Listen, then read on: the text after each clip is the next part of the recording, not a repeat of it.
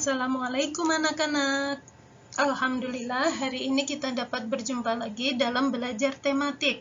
Tema keempat yaitu sehat itu penting. Subtema pertama yaitu peredaran darahku sehat. Perhatikan gambar berikut. Menurutmu, apakah tindakan yang harus kamu lakukan jika melihat lingkungan di sekitarmu seperti gambar di samping? Adakah kaitannya dengan hak, kewajiban, dan tanggung jawab? Hari ini kita akan belajar tentang hak, kewajiban, dan tanggung jawab terhadap lingkungan. Perhatikan gambar berikut. Pernahkah orang tuamu hadir dalam rapat RT atau RW di lingkungan rumahmu? Sudahkah warga di lingkungan tempat tinggalmu melaksanakan tanggung jawab dengan baik?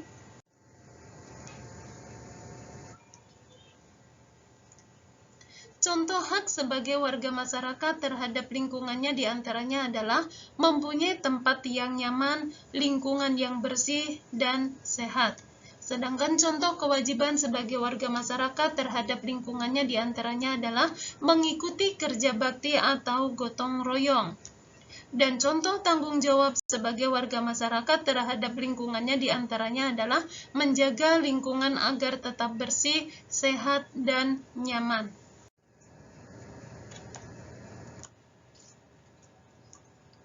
Lingkungan adalah segala sesuatu yang ada di sekitar kita. Lingkungan dibedakan menjadi dua macam. Yang pertama, lingkungan biotik, yaitu semua makhluk hidup yang ada di permukaan bumi, contohnya manusia, hewan, dan tumbuhan. Sedangkan yang kedua yaitu lingkungan abiotik, yaitu semua benda mati yang ada di permukaan bumi yang bermanfaat dan berpengaruh bagi makhluk hidup, contohnya air, tanah, dan udara.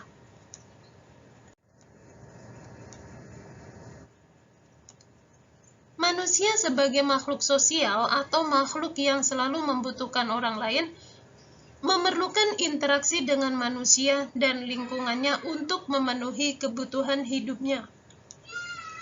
Interaksi antar manusia disebut interaksi sosial.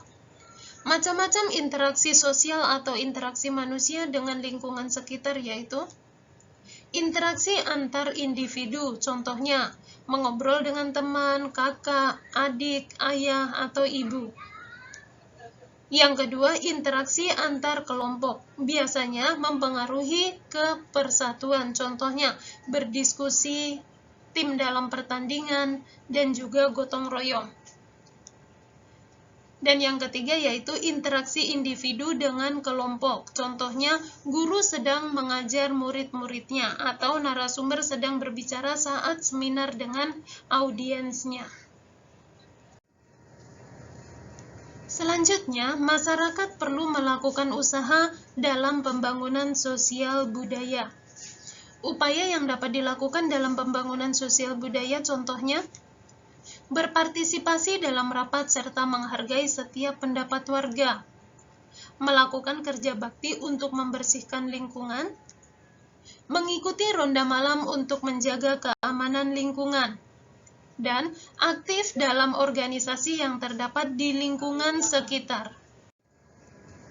Selanjutnya kita akan belajar tentang makna pantun. Sebuah pantun pasti mengandung makna. Makna itu bisa tersirat atau tersurat. Makna pantun dapat kita ketahui di bagian isi pantun. Contohnya pantun berikut. Mengangkat tangan sambil berbicara. Mengangkat kursi penuh rintangan. Wahai kawan, marilah bekerja sama. Bersama-sama selesaikan tantangan. Pantun di atas memiliki makna pentingnya kerja sama. Nah, berikut adalah hal-hal yang perlu diperhatikan ketika membaca pantun. Yang pertama yaitu intonasi atau penekanan tinggi rendah, keras lembut, dan cepat lambatnya suatu kata atau kalimat saat membaca pantun. Yang kedua, jeda atau pemanggalan kata. Jeda berguna untuk memudahkan pendengar dalam memahami pantun. Yang ketiga, pelafalan huruf atau kata. Pelafalan kata saat membaca setiap kata dalam pantun perlu diperhatikan agar tidak menimbulkan makna yang berbeda. Dan yang keempat yaitu volume suara, keras atau lemahnya ucapan harus jelas terdengar.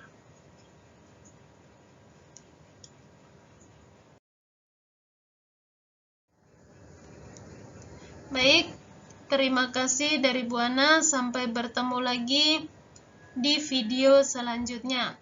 Cukup sekian. Wassalamualaikum warahmatullahi wabarakatuh.